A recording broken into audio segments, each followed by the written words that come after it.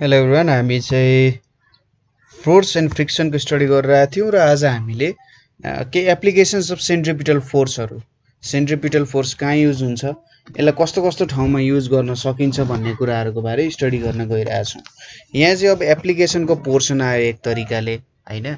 Centripetal फोर्सहरू कहाँ कहाँ apply गर्न सकिन्छ भन्ने कुराहरू छ यहाँ। अब यसलाई एप्लाई गर्ने के हामीसँग मेथड्सहरू छन् भन्दा पनि जस एप्लाई गरिसकेको ठाउँहरू, होइन?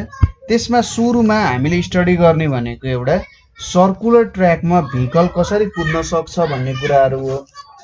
त्यसै गरी एउटा साइकल कसरी कुद्छ भन्ने कुराहरू हो, होइन? यहाँनिर यसको केही फन्डामेन्टल पोर्सन्सहरू कुराहरू छ, हो त्यो कुरा बुझ्यो भने जस्ट यो न्युमेरिकल्ली सल्भ गर्ने कुराहरू एकदम सजिलै कुराहरू निस्किहाल्छ। सपोज गरौँ, पहिलो कुरा, सपोज हामीसँग एउटा कार छ, ठिक छ? हामीसँग के छ? एउटा कार छ जसको मास भनेको चाहिँ के छ त? यसको मास भनेको चाहिँ हामीसँग यम छ रे। यो कारको मास यम छ, ठिक छ? कारको मास यम छ। अब त्यसै गरी यसको स्पिड, यसमा किन युनिफर्म स्पिड भनिँदैछ अथवा स्पिड किन भनिँदैछ भन्दाखेरि यहाँ चाहिँ सोचौँ कि म्याग्निट्युड, भेलोसिटीको म्याग्निट्युड चेन्ज हुनु भएन भन्ने जस्तो कुरा गर्न खोजिरहेछ है। भेलोसिटीको म्याग्निट्युड चेन्ज हुनु भएन, त्यसै गरी स्पिड पनि भयो। र जुन एउटा सर्कुलर ट्र्याकमा हिँडिरहेछ, सर्कुलर ट्र्याक भनिसकेपछि यहाँनिर हामीले सर्कुलर ट्र्याक भनिरहेछौँ। यो सर्कुलर ट्र्याकको एउटा रेडियस छ। यो सर्कुलर ट्र्याकको रेडियस भनेको चाहिँ हामीले यसरी आर भनेर सपोज गऱ्यौँ अरे, ठिक छ? ल, यति कुराहरू भयो। Mass M, speed V, radius R को कुराहरू भयो। अब यहाँनिर कारमा कस्तो कस्तो खालको फोर्सहरू लाग्छ भन्ने कुराहरू छ। जेनरली कारको केस हो, साइकलको केस हो, यो फोर्सहरू नै काम गरिरहेको हुन्छ है। यति कुरा पनि बुझौँ, ठिक छ? यो फोर्सहरू काम गरिरहेको हुन्छन्। के फोर्सहरू रहेछन् त भन्दा पहिलो नम्बरमा हुन्छ कारको आफ्नै वेट लागिरहेको हुन्छ। यहाँनिर पहिलो फोर्स भनेको आफ्नै कारको वेट चाहिँ यहाँनिर लागिरहेको हुन्छ, ठिक छ? यसलाई जेनरली यसरी ल डब्लु ले हामीले डिनोट गर्यौँ। कारको वेट लागिरहेको हुन्छ, फोर्सेसहरू लाग्ने। दोस्रो भनेको चाहिँ नर्मल रियाक्सन। नर्मल रियाक्सन भनेको कि एकैछिनमा हामी हेरिहाल्छौँ। नर्मल रियाक्सन, रियाक्सन भन्ने बित्तिकै एक्सन पछि आउने जुन कुरा हुन्छ त्यो चाहिँ के हो त? रियाक्सन हो। अब यहाँनिर नर्मल रियाक्सन भन्न खोजेको के होला त भन्दा नर्मल भनिसकेपछि एउटा पर्पेन्डिकुलर जनाउँछ यो टर्मले, ठिक छ? नर्मलले पर्पेन्डिकुलर भन्ने कुरा जनाउँछ र यसलाई चाहिँ हामीले जेनरली यसरी आरले एक्सप्रेस गर्ने काम गर्छौँ, ठिक छ? यो आरले नर्मल रियाक्सन दिन्छ। त्यसै गरी तेस्रोमा के हुन्छ? फ्रिक्सनल फोर्स हुन्छ। तेस्रोमा के हुँदो रहेछ? हाम्रो फ्रिक्सनल फोर्सको युटिलाइजेसन हुँदो रहेछ यहाँनिर। अब यो फ्रिक्सनल फोर्स भनेको तपाईँहरूले पहिलेदेखि नै पढ्दै आउनु भएको छ। के हुन्छ त फ्रिक्सनल फोर्स? हामी केही समयपछि अथवा अर्को भिडियोमा फ्रिक्सनल फोर्सको बारे पनि कुरा गर्छौँ। तर कुनै पनि सर्फेस, दुईटा सर्फेस कन्ट्याक्टमा आउँदाखेरि जुन फोर्स त्यहाँनिर लाग्छ त्यो भनेको फ्रिक्सनल फोर्स हो। र जहिले पनि फ्रिक्सनल फोर्सको केही न केही रूपमा एक्जिस्टेन्स हुन्छ। फ्रिक्सनल फोर्स बिना कुनै पनि वस्तु रहन सक्दैन। जुन डिरेक्सनमा मोसन भइरहेछ, अहिलेको लागि के बुझ्नु पर्यो? जुन डिरेक्सनमा मोसन भइरहेछ त्यसको अपोजिट डिरेक्सनमा के हुन्छ? फ्रिक्सन लाग्छ। तपाईँ अगाडितिर हिँड्नु भएको छ भने फ्रिक्सन तपाईँको पछाडितिर लाग्छ। तपाईँ पछाडि ढल्केर हिँड्नुहुन्छ भने फ्रिक्सनल फोर्स अगाडितिर लाग्छ।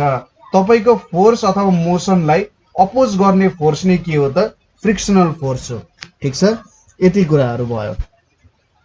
अब यसपछि हामीले के बुझ्नु पर्यो भने कुनै पनि गाडी सर्कुलर पाथमा हिँड्दाखेरि, गाडीको कुरा गरौँ, हामी कारको कुरा गर्दैछौँ। पहिलो कन्डिसन भनौँ यसलाई।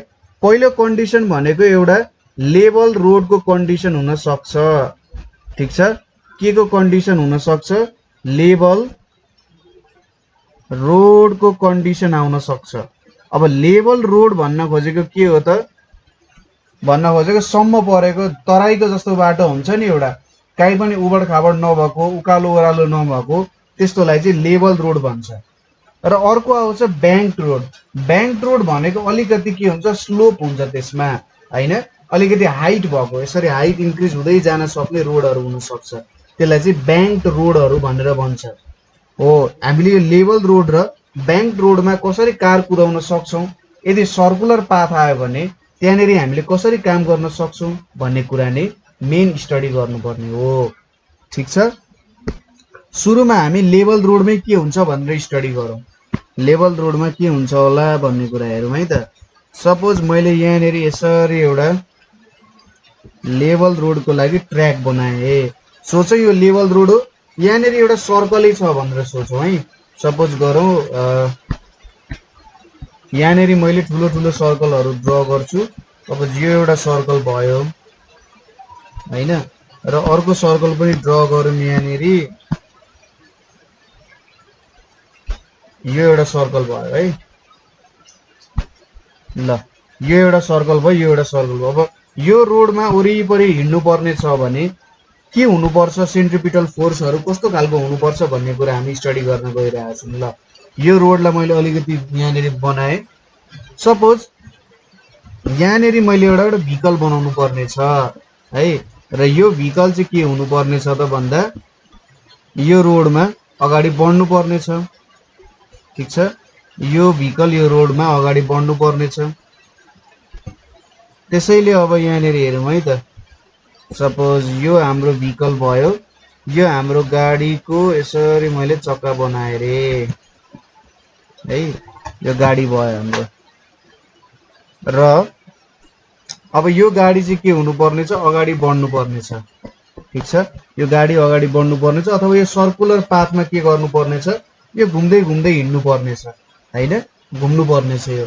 अब यति बेला के हुन्छ, यसको वेट, यसको टोटल वेटलाई मैले सपोज गरेँ यो पोइन्टमा लागिरहेछ अरे हैन, कुनै एउटा सर्टेन मैले सेन्टर अफ मास अथवा सेन्टर अफ ग्राभिटी भनेर भन्छु। सपोज गरौँ यो पोइन्ट सेन्टर अफ ग्राभिटी हो, र वेट जहिले पनि के हुन्छ तलतिर भर्टिकल्ली डाउनवर्ड चाहिँ लागिरहेको हुन्छ। यो हाम्रो के भयो, वेट हुन गयो। र ठ्याक्कै वेटको अपोजिट डिरेक्सनमा लाग्ने, वेटको अपोजिट डिरेक्सनमा लाग्ने फोर्स के हुन्छ त हाम्रो रियाक्सन फोर्स हुन्छ यहाँनेर। ठीक छ, यो भयो रियाक्सन फोर्स। त्यसै गरी यहाँनेर हामीले कुराहरू हेरौँ, जस्तै अब कुनै पनि गाडी एउटा सर्कुलर ट्र्याकमा हिँड्नु पर्ने छ भने के हुन्छ त, जस्तै तपाईँले आफूले पनि हिँड्नु भएको छ होला, जस्तै तपाईँ एउटा सर्कुलर ट्र्याकमा हिँडिराख्नु भएको छ भने, साइकल चलाउनु भएको छ भने तपाईँले साइकल चाहिँ त्यो ट्र्याकतिर ढल्काउनुहुन्छ नि, यो डिरेक्सनमा साइकल ढल्काएर कुदाउनुहुन्छ, अभियस कुरा हो हैन, यतै डिरेक्सनमा ढल्काएर कुदाउनुहुन्छ भनेपछि यो गाडीको चक्का पनि त्यही डिरेक्सनतिर ढल्किनु पर्ने हुन्छ है। के हुन्छ त, त्यही डिरेक्सनतिर ढल्किनु पर्ने हुन्छ भनेपछि यतानेरि के हुन्छ त, यहाँनेरि चाहिँ हाम्रो फोर्सेस अफ फ्रिक्सन लाग्ने भयो अरे हैन। खासमा यहाँनेरि के हुन्छ, अब यो चक्काले यसरी माथि रियाक्सन फोर्स दिइरहेको हुन्छ, यो R1 भयो र यो R2 हुने भयो, र त्यहाँनेरि हाम्रो यता ढकिलिन खोजिरहेको हुन्छ, हामी भित्र ठेलिन खोजिरहेको हुन्छौँ, तर के हुन्छ हामी बाहिर पनि जानुपर्ने छ, बाहिर ढकिलिनु पनि पर्ने छ हैन। यो कारण के हुन्छ त, यहाँनेरि राउन्ड लिँदाखेरि टायर्स के हुन खोज्छ त, जुन यो सेन्टर छ यो सेन्टर भन्दा टाढा जान खोज्छ हैन। यहाँ जुन टायरहरूको सेन्टर छ यो सेन्टर भन्दा के हुन खोज्छ, टाढातिर जान खोज्छ हैन। राउन्ड ट्रिप लिँदाखेरि के हुन्छ, रोडलाई छोडेर ऊ बाहिर जान खोजिरहेको हुन्छ। त्यसैले यहाँ के हुनु पर्यो त, हाम्रो टायरहरू यतापट्टिको डिरेक्सनमा जान खोजिरहेका हुन्छन्। अब यो डिरेक्सनमा हिँड्न खोजेको कारण फ्रिक्सनल फोर्स ठ्याक्कै यिनीहरूको अपोजिट लाग्यो, त्यसैले यतापट्टि F1 फोर्स लाग्यो, यतापट्टि F2 फोर्स लाग्यो। ठिक छ, कुरा बुझ्नुभयो। यहाँनेरि के हुन्छ, टायरहरूले अथवा यो गाडी चाहिँ बाहिरतिर जान खोजिरहेको हुन्छ, र फ्रिक्सनल फोर्स चाहिँ के हुन्छ, त्यसको अपोजिट डिरेक्सनमा लाग्नु परेको कारण यो गाडीको फ्रिक्सनल फोर्स चाहिँ यसरी इनवर्डतिर लागिरहेछ हैन। यो कुरा बुझ्यो। टायरको रियाक्सनको कुरा पनि बुझ्यो हैन, टायरले माथि माथि रियाक्सन दिइरहेको हुन्छ। अब हामीले फ्रिक्सनको नियम त पढाएको छैनौं, तर फ्रिक्सनल फोर्सको एउटा के कुरा याद गर्नु पर्यो भने F1 भनेको चाहिँ के हुन जान्छ त यहाँनेरि म्यु R1 हुन जान्छ। यो म्यु भनेको चाहिँ यसलाई कोफिसिएन्ट अफ फ्रिक्सन भनिन्छ। कोफिसिएन्ट अफ फ्रिक्सनको बारे हामीले अर्को भिडियोमा अलिकति डिटेलली स्टडी गर्छौं है, कोफिसिएन्ट अफ फ्रिक्सनको कुराहरू। त्यसैगरी F2 भनेको पनि के हुन्छ म्यु R2 हुन्छ हैन। र अब यहाँनेरि के छ त यो दुईटा F1 र F2 भन्ने फोर्स के छ इनवर्ड तिर गइरहेको छ नि, अथवा सर्कलको सेन्टरतिर जान खोजिरहेको छ। यसरी सर्कलको सेन्टरतिर जान खोजिरहेको छ भनेपछि यो दुईटा फोर्स F1 र F2 ले नेसेसरी सेन्ट्रिपिटल फोर्स प्रोभाइड गर्ने रहेछ भन्ने कुरा बुझ्न सकिन्छ। ठीक छ, ल फेरि एकचोटी हेरौं। कारको mg सिधै तलतिर लाग्यो, यसको अपोजिट हाम्रो रिएक्सन फोर्स R लाग्यो। यहाँनेरि चक्काको रिएक्सन एउटा चक्काको R1 अर्कोको R2, पछाडि पनि चक्का छ होला ठिकै छ। र यो गाडी के हुन खोज्छ त रोडलाई छोडेर बाहिरतिर ढकेलिन खोज्छ हैन। उलाई त अब त्यहाँ भित्र त छिर्नु छैन नि। सपोज तपाईँ एउटा गोलो एरिया छ, त्यहाँ भित्र त अब के छ त खाल्डो छ भने, यो बीचमा खाल्डो छ भने तपाईँ खाल्डोमा त छिर्न खोज्नु हुँदैन, तपाईँ त बाहिरतिर ढकेलिन खोज्नुहुन्छ नि। हो, त्यो बाहिर ढकेलिनु खोज्नुहुन्छ, त्यही भएर फ्रिक्सनल फोर्स चाहिँ यता भित्रतिर लाग्छ र यो फ्रिक्सनल फोर्स F1 र F2 इनवर्डतिर लाग्नुको कारण त्यो भयो। ठीक छ कुरा। र यति भइसकेपछि F1 र F2 भयो, अनि हाम्रो यही दुईटा फोर्स इनवर्डतिर लागिरहेछ त सर्कलको सेन्टरतिर लागिरहेछ भनेपछि यो दुईटा फोर्सले चाहिँ हामीले नेसेसरी सेन्ट्रिपिटल फोर्स दिने रहेछ। F1 प्लस F2 भनेको चाहिँ mv² R हुन जान्छ हैन। र F1 भनेको म्यु R1 हुन्छ, म्यु R1, र F2 भनेको म्यु R2 हुन जान्छ। यो भनेको mv² के भयो त R हुन गयो हैन। म्यु R1 प्लस म्यु R2 भनेको mv² R हुन गयो। त्यसैगरी यहाँनेरि जुन रिएक्सन छ R1 प्लस R2, यो R1 प्लस R2 भनेको त के हुन जान्छ mg हुन जान्छ। सोच्नुस् कि यो जुन टोटल रिएक्सन R छ नि, यो टोटल रिएक्सन R लाई हामीले दुई पार्टमा डिभाइड गर्यौं, किनभने हामी यहाँ दुईटा चक्काको कुरा गरिरहेछौं। सोच्नुस् कि ठ्याक्कै दुई भागमा हाम्रो रिएक्सन टोटल रिएक्सन दुई भागमा डिभाइड भयो R1 र R2 भनेपछि R1 plus R2 equals to mg भनेर लेख्न सकिन्छ। यहाँनेरि टोटल रिएक्सन भयो नि त, टोटल नर्मल रिएक्सन भन्न सकियो यसलाई, नर्मल रिएक्सन ठ्याक्कै वेटको अपोजिटमा। अब यो इक्वेसनलाई हामीले 1 मानौं, यसलाई मैले 2 माने। 1 मा के हुन्छ म्यु R1 plus R2 equals to mv² upon के छ त R छ। अब R1 प्लस R2 भनेको mg छ भनेपछि म्यु यहाँनेरि m अनि यहाँनेरि g equals to mv² divided by R हुन जान्छ। mm क्यान्सल भयो भनेपछि यति बेला भेलोसिटी भनेको कति हुनु पर्ने रहेछ त R उतापट्टि गयो, म्यु यहाँनेरि R अनि यहाँनेरि g अन्डर रुट हुने भयो। त्यति बेला चाहिँ हाम्रो भेलोसिटी भनेको रुट अन्डर म्यु RG हुनु पर्यो हैन। यदि रेडियस यति छ भने, coefficient of friction between road र त्यो कुरा यति छ भने हाम्रो भेलोसिटी चाहिँ यति भएन भने के हुन्छ गाडी खाल्डोमा छिर्छ हैन। त्यही भएर यति भेलोसिटी चाहिँ मेन्टेन गर्नु पर्यो हामीले। यदि भेलोसिटी मेन्टेन गरिन भने गाडी के हुन्छ खाल्डो भित्र छिर्छ। ठीक छ, यही कुराहरू भयो मेन कुरा। यदि रोडहरू चाहिँ ब्याङ्कको कुरा गरेका छैनौं, लेभल रोड छ भने यो कन्डिसन आउने भयो। अब अर्को कन्डिसन के छ भने सपोज अब ब्याङ्किङ भएको छ, रोडहरूमा के छ ब्याङ्क रोडहरू बनाएको छ, यसलाई के भनियो ब्याङ्किङ अफ रोड भनेर भन्छ है।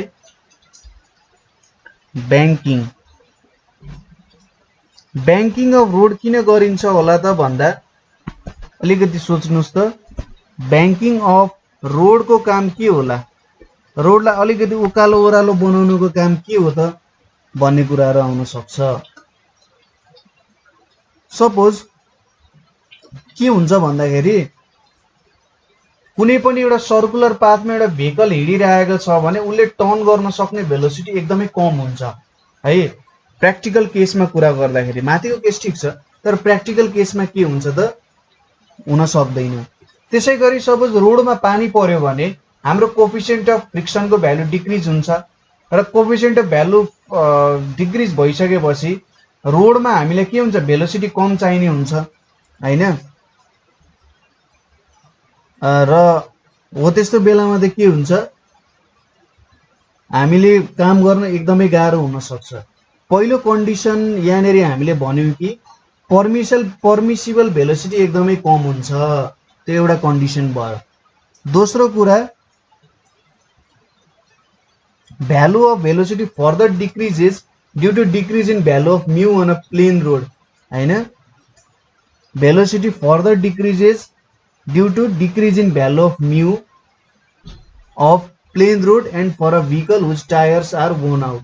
त्यसैगरी रोडहरुको म्यूको भ्यालु भनेको त सर्फेसहरुको कन्ट्याक्ट हुनु पर्यो। टायरहरु बिस्तारै त्यहाँनेरि भएको एउटा फ्रिक्सनल फोर्स क्रिएट गर्ने कुराहरु डिक्रिज हुँदै गएपछि के हुन्छ म्यूको भ्यालु पनि बिस्तारै डिक्रिज हुँदै जान्छ।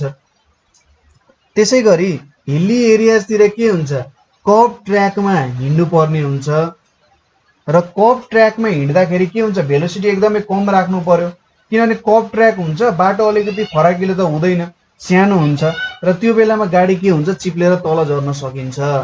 र यदि हामीले धेरै भेलोसिटी बनाउन खोज्यौं माथि जुन छ त्यति भेलोसिटी बनाउन खोज्यौं भने गाडी तल चिप्लेर लड्छ, त्यो फिक्स कुरा हो, ठीक छ।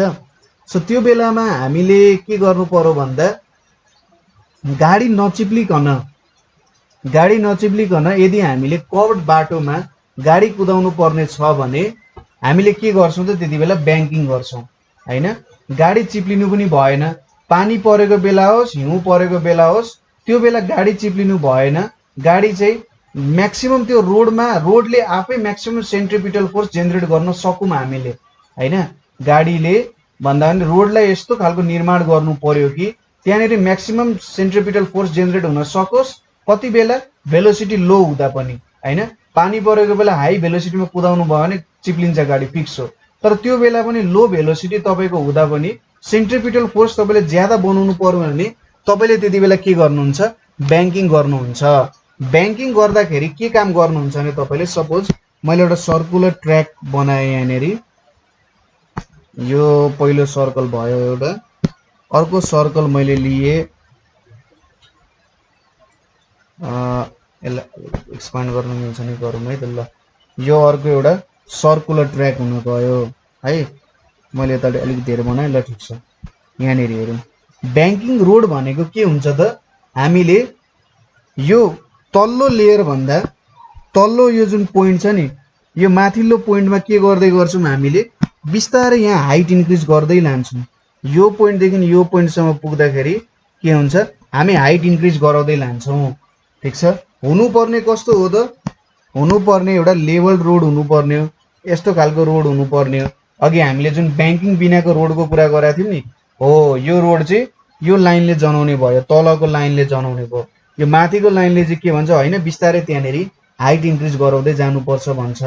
अब कति हाइट इन्क्रिज गरायो होला त भन्दा यहाँदेखि यहाँ अर्को लाइन तानियो। सपोज यो पोइन्टलाई मैले ए भनेर माने, यो मेरो के भयो त इन्क्रिमेन्ट इन हाइट भयो। सपोज यति एंगल भनेको हाम्रो थीटा डिग्री छ अरे, यसलाई मैले ओ पोइन्ट भनेर माने।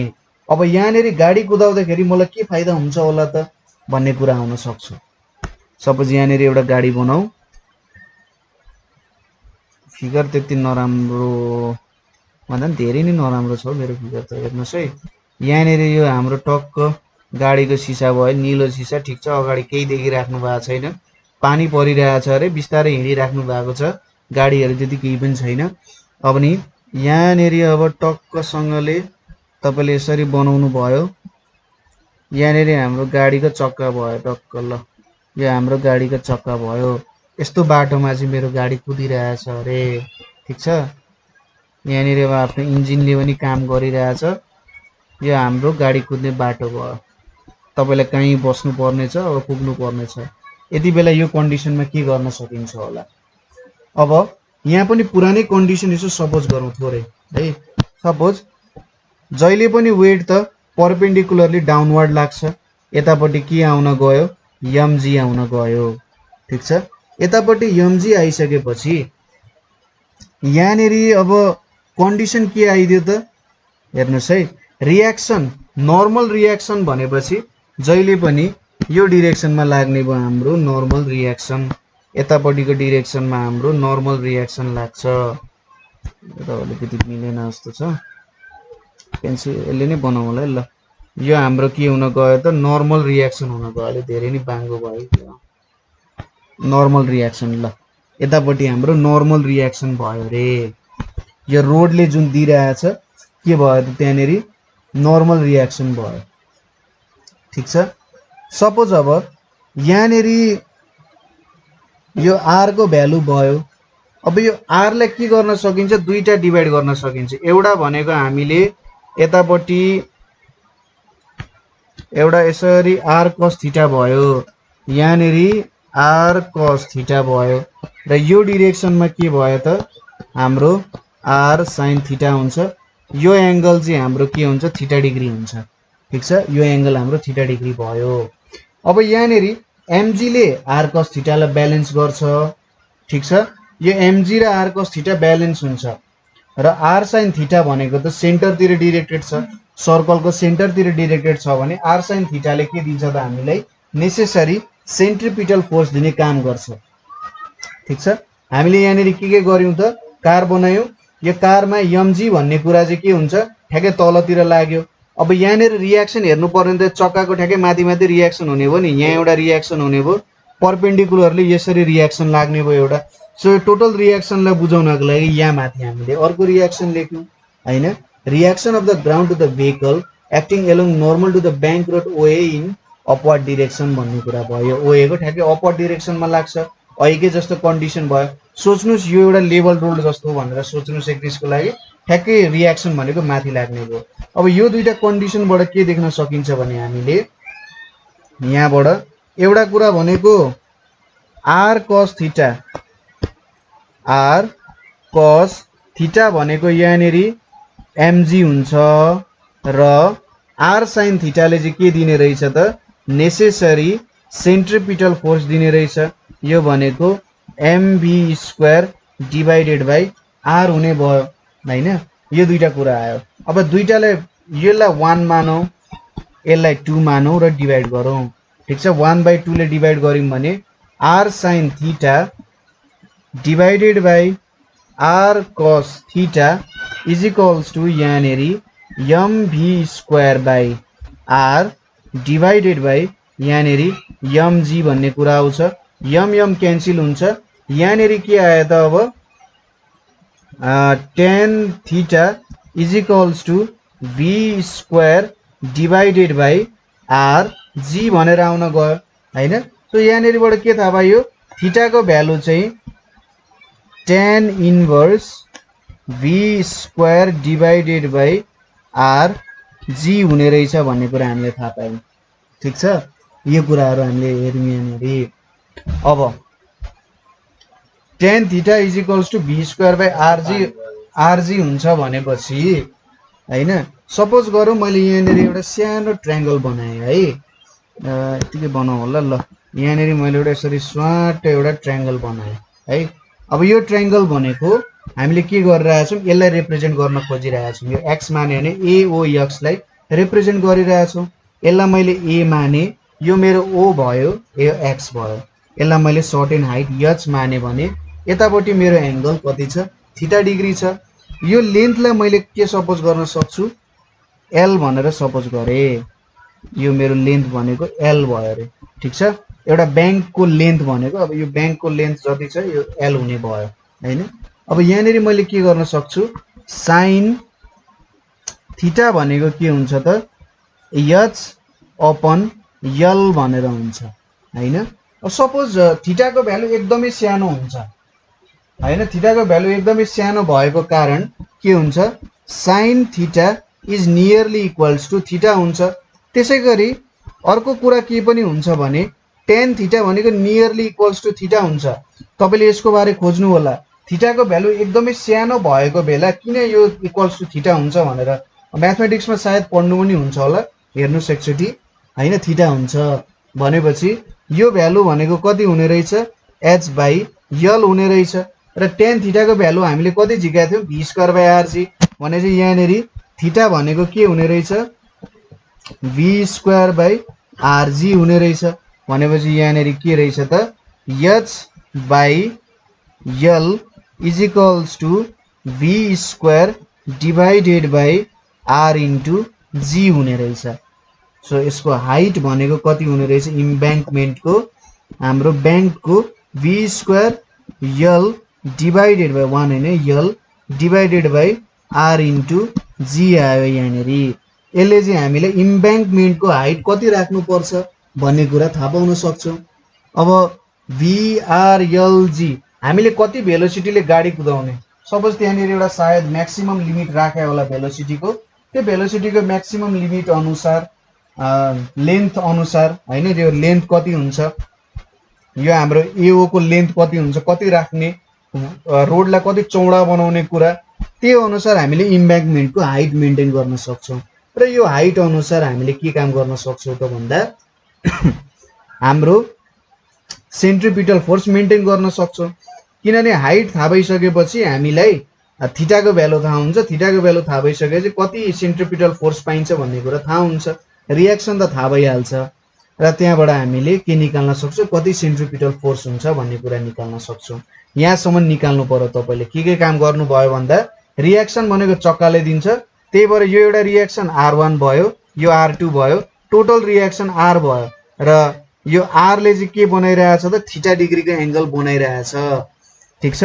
यो mg सँग यो r cos थीटा सँग यसले थीटा डिग्रीको एंगल बनायो अथवा यहाँनेरि थीटा डिग्रीको एंगल बनाएर यो माथितिर चढिरहेको छ यो रोड सँग थीटा डिग्रीको एंगल बनाइरहेको छ भनेर पनि भन्न सकिन्छ। जुन एंगल यहाँ थीटा छ त्यहाँ पनि त्यही थीटा नै लागू भइरहेको छ है र अरु त बुझिहाल्नुहुन्छ r cos theta r sin theta के हो भनेर r cos थीटाले mg ले ब्यालेन्स गराछ r sin थीटा भनेको mv स्क्वायर बाइ r दिने कुरा भयो ल यो एउटा कुरा भयो।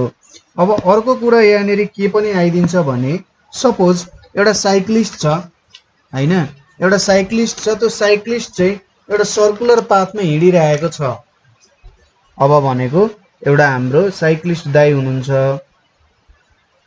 यो साइक्लिस्ट दाइ चाहिँ साइक्लिस्ट छन् यो साइक्लिस्ट एउटा सर्कुलर ट्र्याकमा हिँडे सर्कुलर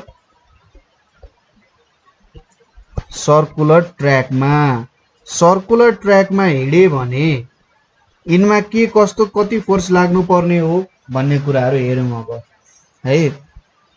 सर्कुलर ट्र्याकमा हिँडिसके साइक्लिस्टलाई अब साइक्लिस्टलाई सर्कुलर ट्र्याकमा हिँडिसकेपछि हामीले यहाँनेरि हुनुपर्ने के कन्डिसन पो हो त्यो हेर्नु पर्ने हुन्छ। अघि नै हामीले भनिसक्यौं सर्कुलर ट्र्याकमा हिँड्दाखेरि यहाँनेरि के हेर्नु पर्ने हुन्छ त भन्दा जो साइकल त ढल्काइरहेको हुन्छ हैन हो त्यो कुराहरु थाहा पाउनु पर्यो। सपोज यहाँनेरि एउटा सिम्पल साइकल ड्रा गरे मैले यो एउटा मैले यसरी सर्कुलर ट्र्याक बनाए अरे यहाँनेरि है एउटा सर्कुलर ट्र्याक भयो यहाँनेरि अब एउटा सर्टिङ यसरी बनाऊ ठीक छ यो भयो यो हाम्रो साइकलको ह्यान्डल भयो यतापट्टि साइकलको सर्टेन एउटा ह्यान्डल छ साइकलको ह्यान्डल बनाइयो यहाँनेरि। अब यसरी साइकलको ह्यान्डल बनाइसकेपछि यहाँनेरि अब यो साइकल त हल्का ढल्केको हुनुपर्छ यतापट्टि सर्टेन एमाउन्टमा ढल्केको होला यहाँनेरि यसरी ढल्केको देखाउँ र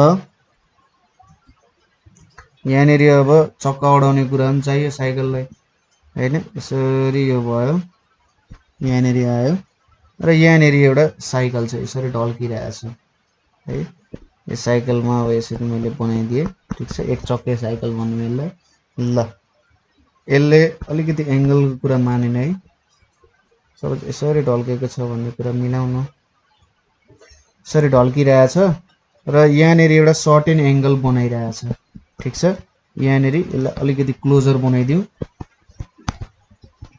यतापट्टि एउटा सर्टेन एंगल यसले डेभलप गर्यो यो एंगल थीटा डिग्री भयो अरे हैन थीटा डिग्रीको एंगल बनाइरहेको छ यसले। अब यहाँनेरि हामीले के कुराहरु के कन्डिसन्सहरु चाहिँ बुझ्नु पर्ने हुन्छ त साइकलको के व्यथा छ कथा छ हैन ताकि यसले सर्कुलर ट्र्याकमा हिँड्न सकोस्। सुरुमा के हुनु पर्यो, सपोज हामीसँग साइक्लिस्टको मास, यो साइक्लिस्टको मास भनेको चाहिँ यम छ अरे है। सपोज उसले हिँड्नुपर्ने रेडियस भनेको आर छ, ठिक छ, उसले हिँड्नुपर्ने रेडियस कति छ, आर छ, र उसको स्पिड भनेको चाहिँ v छ अरे हैन। अब आफूले नेसेसरी सेन्ट्रिपिटल फोर्स पाउनको लागि साइक्लिस्ट अलिकति के हुन्छ, ढल्किन्छ। कति एंगलमा ढल्क्यो, थीटा डिग्रीको एंगलमा ढल्क्यो, ठिक छ। यो चाहिँ के भयो, भर्टिकलसँग उसले थीटा डिग्री एंगलमा ढल्क्यो हैन। माथिको जुन हाम्रो भर्टिकल छ यो भर्टिकलसँग थीटा डिग्रीको एंगलले ढल्क्यो। अब यहाँनेरि के हुन्छ त भन्दा एउटा वेट लाग्ने भइहाल्यो हैन। यसको सपोज यहाँबाट वेट लागिरहेछ नि, सिधै तलतिर लाग्ने भयो, कति लाग्ने भयो त, mg लाग्ने भयो। अर्को कुरा, यो चक्का भन्दा ठ्याक्कै यही पोइन्टको माथि उसको परपेन्डिकुलरली के हुन्छ, रिएक्सन फोर्स लाग्छ यहाँनेरि हैन। उसको के हुन्छ, रिएक्सन फोर्स लाग्छ।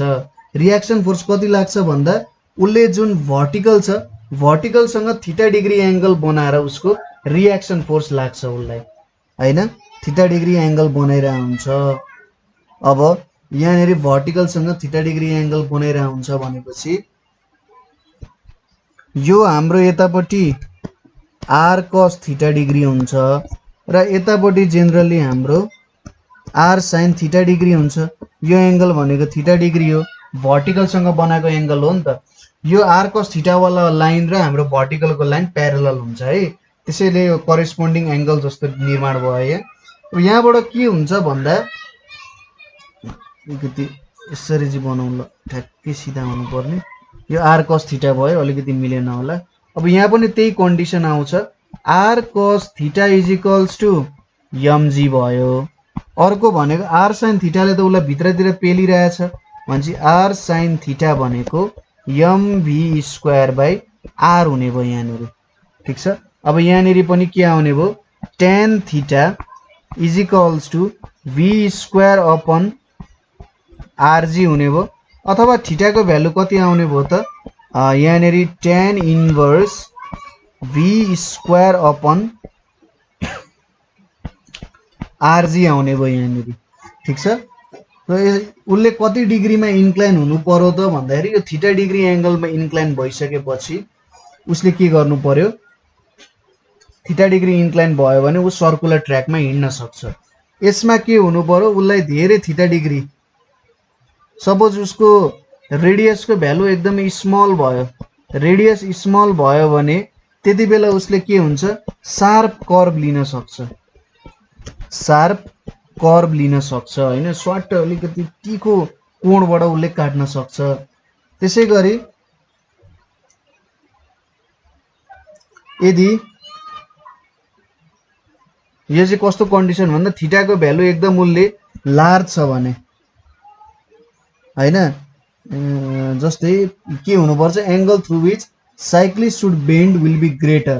कति बेला ग्रेटर हुनुपर्छ थीटाको भ्यालु भन्दा एकदमै तपाईले हिँड्ने बाटो साँगुरो छ हैन, तपाईको सर्कुलर बाटो जुन छ त्यो साँगुरो छ भने, एकदमै सानो बाटो छ भने त्यति बेला तपाईले थीटाको भ्यालु ग्रेट बनाउनु पर्छ अथवा धेरै बेन्ड हुनुपर्छ ताकि तपाईले शार्प टर्न लिन सक्नुहोस्। अर्को भनेको भेलोसिटी लार्ज हुँदाखेरि हैन, धेरै भेलोसिटी छ, लार्ज भेलोसिटी छ भने पनि तपाईले यो कन्डिसनहरु फलो गर्नुपर्ने हुन्छ। त्यही कारण के हो भन्दा आइस स्केटर अथवा एरोप्लेनहरु चाहिँ इनवर्डतिर बेन्ड हुन्छन् हैन, भित्रतिर बेन्ड हुन्छन् ताकि उनीहरुले चाहिँ एउटा टर्न लिन सकुन् हैन। भित्रतिर बेन्ड हुनुको कारण भनेको टर्न लिन सकुन् भनेर, ठीक छ। यो कुरा भयो। अब आउँछ यहाँनेर एउटा मेसिन छ, ठीक छ। यो बुझ्नु भयो होला साइक्लिस्टको कुरा। ठ्याक्कै माथिको हाम्रो जुन ब्याङ्किङ छ त्यस्तै कन्डिसन्सहरु छ यहाँनेर। अब यहाँ हाम्रो अर्को कुरा छ सेन्ट्रिफ्युजको कुरा। के छ त, सेन्ट्रिफ्युज के हुन्छ त सेन्ट्रिफ्युजमा। अब तपाईले सेन्ट्रिफ्युजको बारे सुन्नु त भएको होला के हुन्छ भनेर। सेन्ट्रिफ्युजको काम भनेको चाहिँ जेनरली के हो त भन्दा यसले कम्पोनेन्ट्सहरु मिक्सचरलाई सेपरेट गर्ने काम गर्छ। सपोज दुई प्रकारको लिक्विडहरु छन् अरे हैन, तर दुईटा एकअर्कासँग मिक्स हुँदैनन् भने तपाईले त्यसलाई सेन्ट्रिफ्युजमा हालेर घुमाउनु भयो भने नि त्यो दुईटा लिक्विडहरू के हुन्छन् त सेपरेट हुन जान्छन्। ठीक छ, एकदमै फास्ट त्यसलाई घुमाउनुहुन्छ, त्यसलाई रोटेट गराएपछि तिनीहरू दुईटा डिफ्रेन्ट मिक्सचरमा के हुन्छन् सेपरेट हुन जान्छन्। सस्पेन्सन इमल्सनहरू एउटा लाइटर एउटा हेभियर छ, सपोज हेभियर कुरा तलतिर सेटल डाउन हुन्छ, लाइटर कुरा माथितिर आउँछ, एउटा सस्पेन्सन एउटा इमल्सन। अथवा अर्को कुरा के पनि बुझिन्छ भने सपोज यिनीहरूको स्पेसिफिक ग्राभिटी और डेन्सिटी बेग्ला बेग्लै छ भने त्यही त कुरा हो। स्पेसिफिक ग्राभिटी अथवा हेभियर लाइटर इमल्सन सस्पेन्सनको कुराहरू हुँदै कुराहरू भयो। सपोज गरौँ हेभियर कम्पोनेन्टको मास भनेको mh हो अरे हैन, हामीले सेन्ट्रिफ्युजमा सामान हाल्यौं, सामान हालेर त्यहाँ भित्रको कुराहरू हामीले छुटाउनु पर्ने छ र हेभियर कम्पोनेन्टको मास mh भयो। लाइटर कम्पोनेन्टको मास भनेको के भयो त यहाँनेरि लाइटर कम्पोनेन्टको मास भनेको ml हुन गयो। ठीक छ, सपोज अब यिनीहरूलाई लाग्ने भेलोसिटी त एउटै हुन्छ किनभने सेन्ट्रिफ्युज एउटै भेलोसिटीमा घुमिरहेको हुन्छ। लिक्विड छुट्टै हुँदैमा डिफ्रेन्ट स्पिडले हुँदैन, एउटै भेलोसिटीले घुमिरहेछ, त्यो भेलोसिटी सपोज गरौँ v। अब यो हेभियर पार्टिकलमा लाग्ने फोर्स भनेको के हुन्छ त F1 होला। F1 भनेको हामीले के लियौँ त mh v²/rh हुन गयो। त्यसै गरी F2 हैन, F2 भनेको यहाँनेरि F2 भनेको के हुन जान्छ त ml v²/rl हुन्छ। यसलाई पनि fl नै मानौँ, यसलाई fh नै मानौँ है। fh र fl यिनीहरू भनेको हाम्रो त्यो लिक्विडहरूमा लाग्ने सेन्ट्रिपिटल फोर्सेसहरू हो। ठीक छ, तिनीहरूको सर्कुलर पाथको रेडाइ बेग्लै हुन सक्छ, त्यो आफ्नो ठाउँमा छ हैन, रेडियस बेग्लै होला, आफ्नो अब लिक्विडको वेट अनुसार उनीहरूको हाइट अनुसार कति एमाउन्टमा छ त्यो अनुसार उनीहरूले कति रेडाइ ट्राभल गर्नुपर्ने त्यो बेग्लै हुन सक्छ हैन। सपोज अब हामीले इक्वल सेन्ट्रिफ्युगल फोर्स बनाउन यिनीहरूलाई के गरिन्छ, सस्पेन्सनमा यो कम्पोनेन्टहरू सेपरेट हुन सक्छन्। कति बेला भन्दा इक्वल सेन्ट्रिफ्युगल फोर्स बनाइयो भने FH = FL बनाइयो भने के हुन्छ mh v²/rh